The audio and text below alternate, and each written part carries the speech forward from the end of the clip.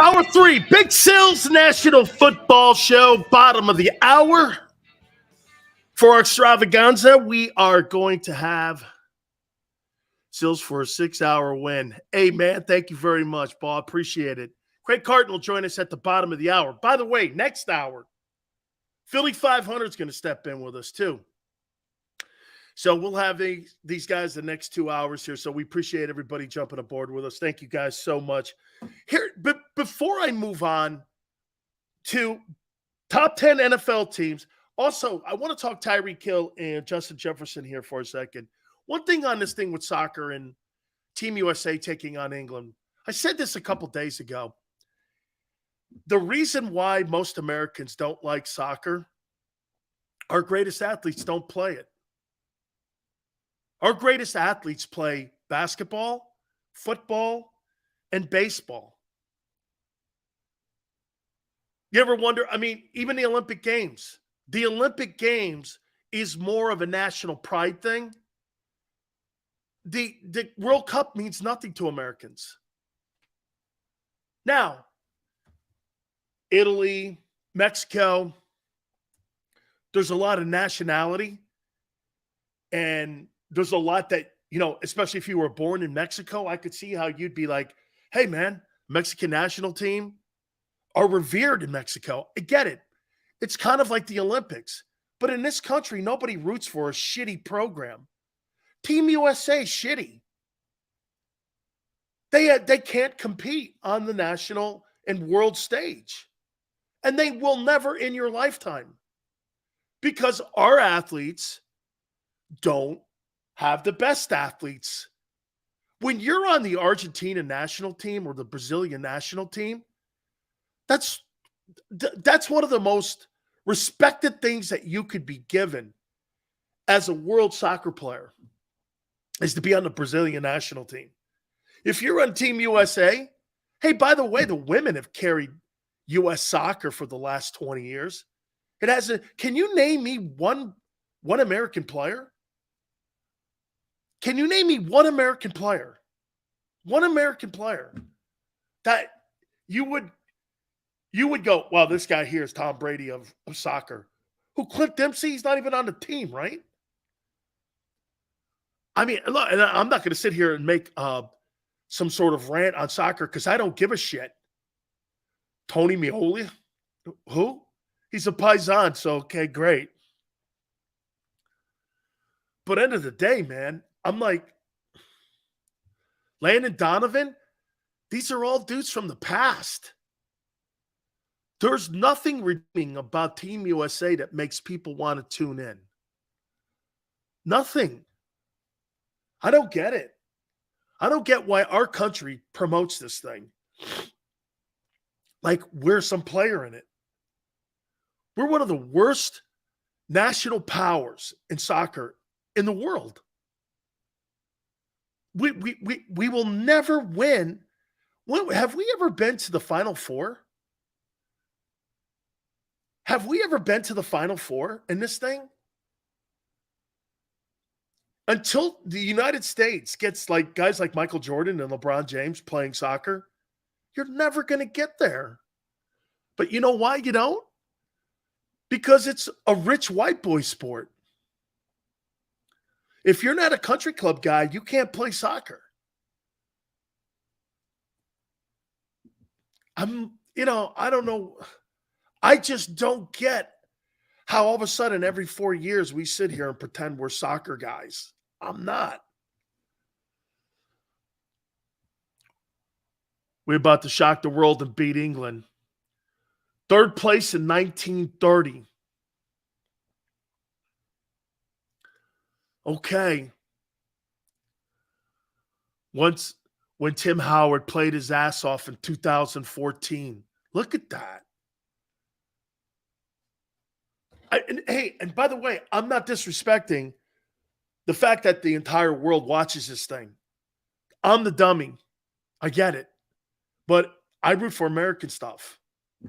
I don't sit around and watch things like the World Cup if America's not involved in it. I don't care. 1930 is the last time we were relevant. and world soccer. That's insane. I thought things were supposed to progressively get better. We've gone the other way. The world's gotten better. We've gotten worse. And we have all these resources? How's that possible? I mean, right? Anyway, let me move on from this. I'll say this to you about Justin Jefferson.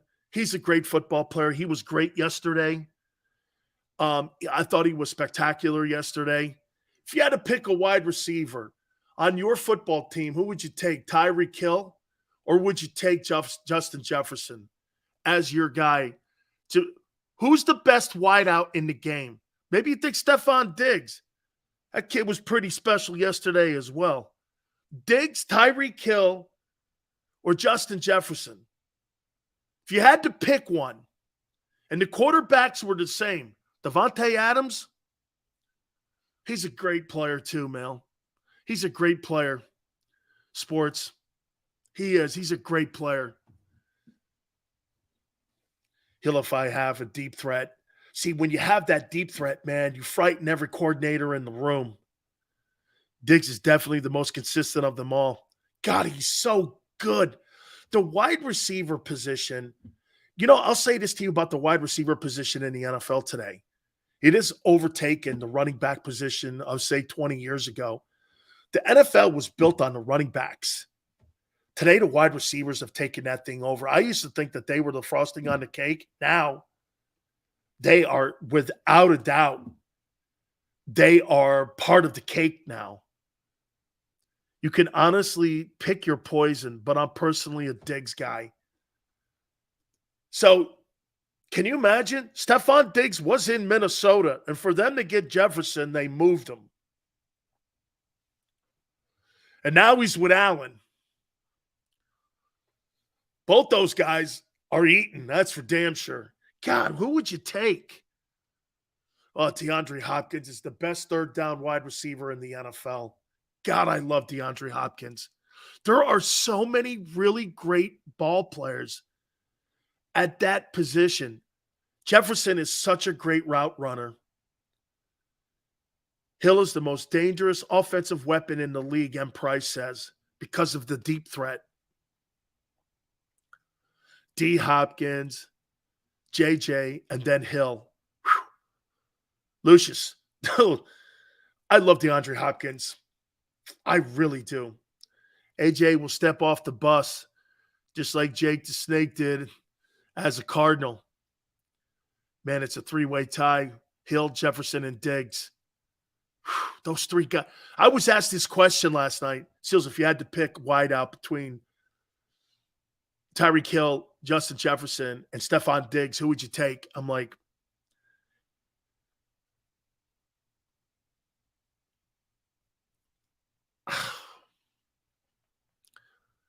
speed kills. Why AJ get no love, no homer shit? The guy's great. Ball, on jump footballs, AJ's probably better than them all. But as pure route runner, I don't think Stephon Diggs is. A DK Metcalf, too, man.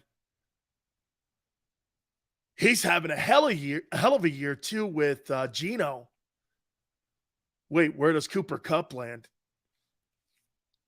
What a great route runner. And his quickness, his quick twitch, he's so good. By the way, bottom of the hour, we're going to talk to Craig Carton, our friend. D-Hop has Chris Carter hands. Yeah. Hey, Xavier, of all the wide receivers in the league, I think the Eagle wide receiver, is this a fair comparison on A.J. Brown?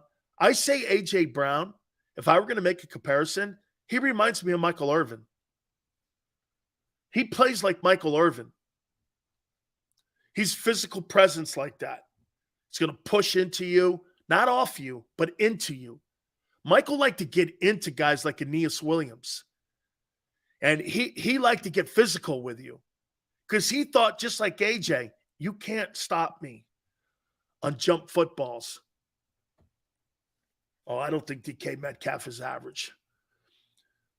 Monkey says that Jefferson, he seems like a crybaby. I see him being an issue soon in the locker room. Every time he's got tough coverage, he cries to the refs and to the media.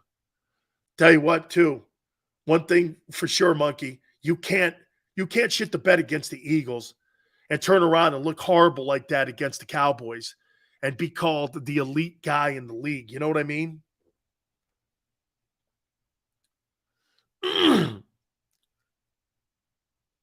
Yeah, DK Metcalf, man, on contested footballs too in the red zone. He is an absolute handful also.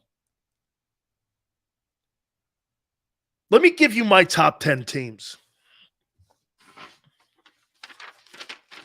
Let me give you my top 10 NFL teams. Not really much has changed since yesterday.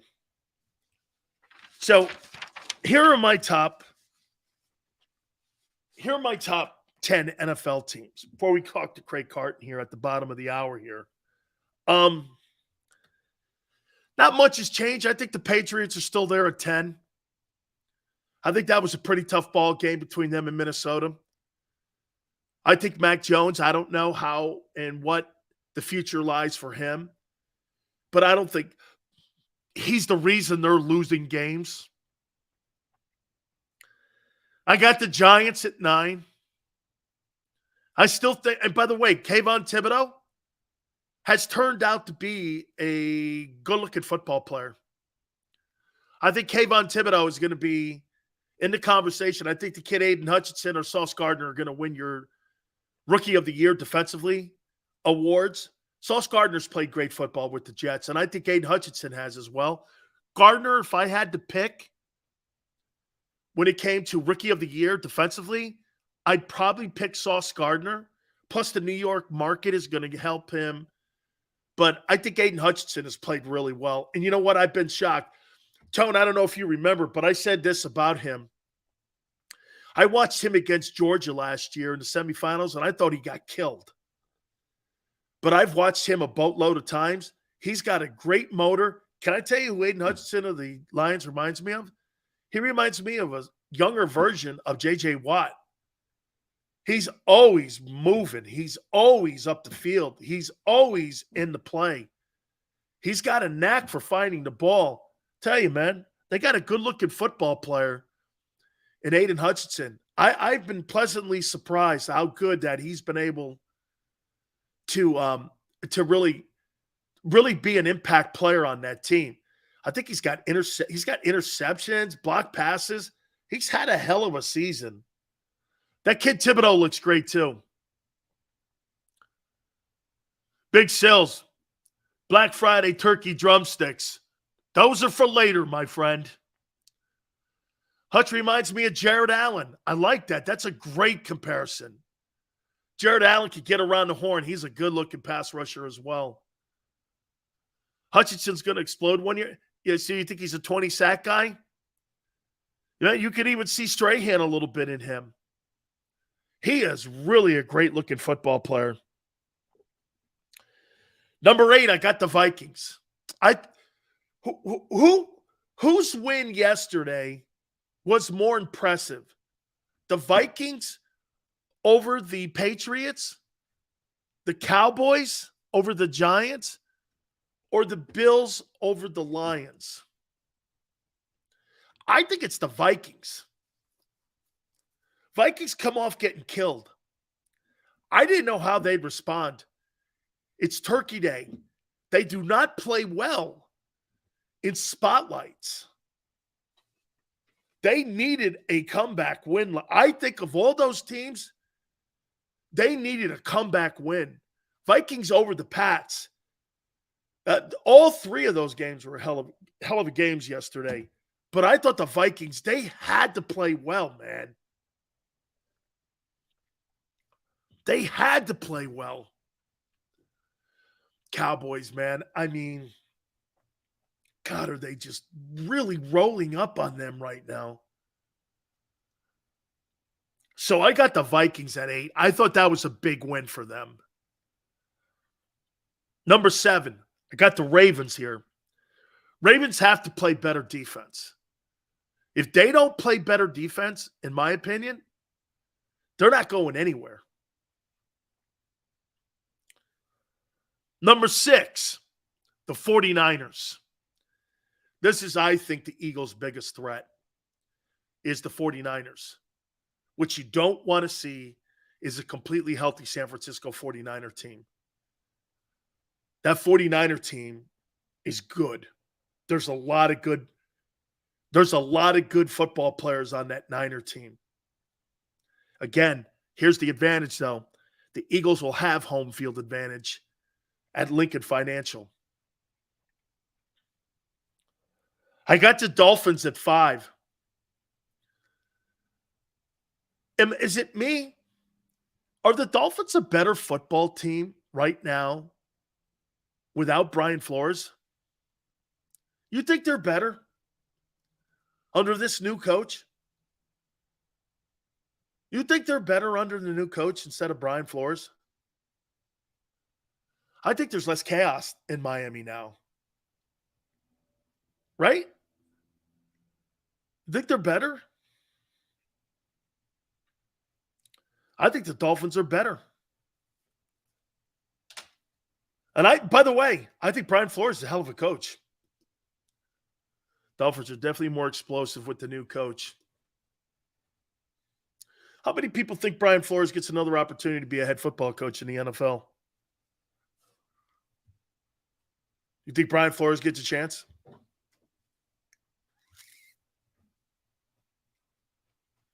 If a guy like Lane Kiffin can get 50 chances, shouldn't Brian Flores? Wasn't like he did anything wrong in Miami. He turned that whole thing around. I think it's going to be interesting to see if he gets another opportunity. Or if we're going to start going with other young coaches in the league. Yeah, if you want to think that I edited myself there and didn't add White, yes, I do think. So you're telling me that you would hire Jonathan Gannon over Brian Flores as a head coach? If Jonathan Gannon gets a job over Brian Flores, then you know the Rooney Rule's stupid. How does Jonathan Gannon get a job over Brian Flores, who was a head coach and actually won and changed the culture around? That's all you need to know. And by the way, I like a coach standing up for himself.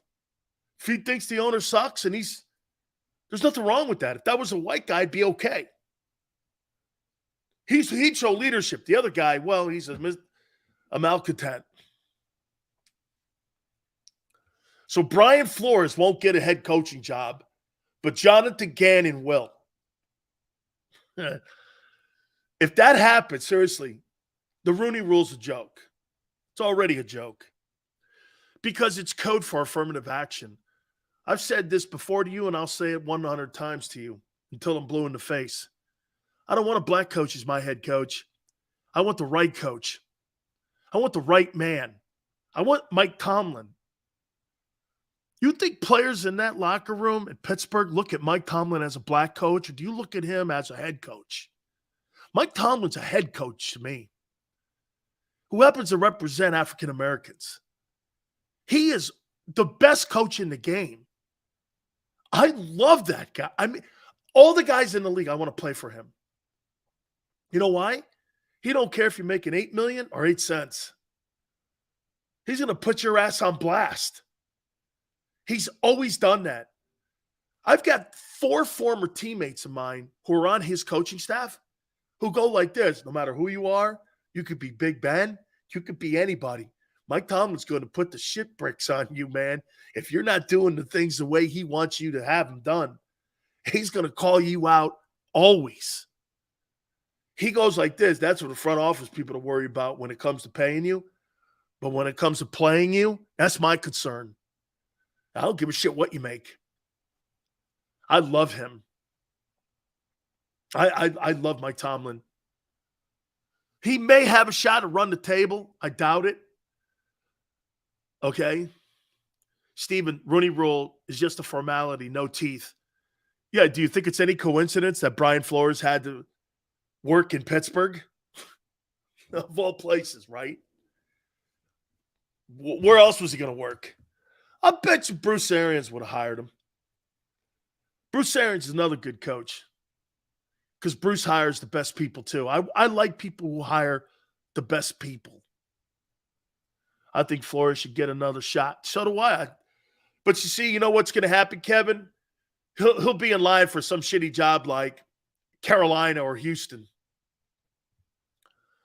Look at Lovie Smith down there in Houston. Lovey's a great coach. I know Lovey. He's a hell of a coach.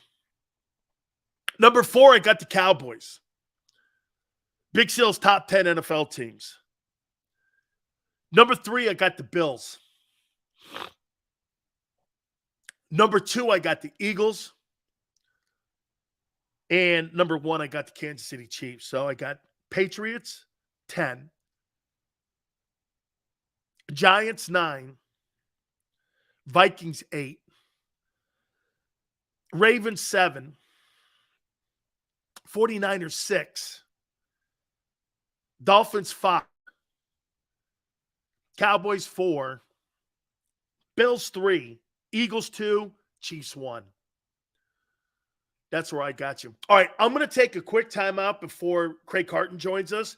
Hit the like button. Keep it here on the National Football Show. Don't wait until after Thanksgiving.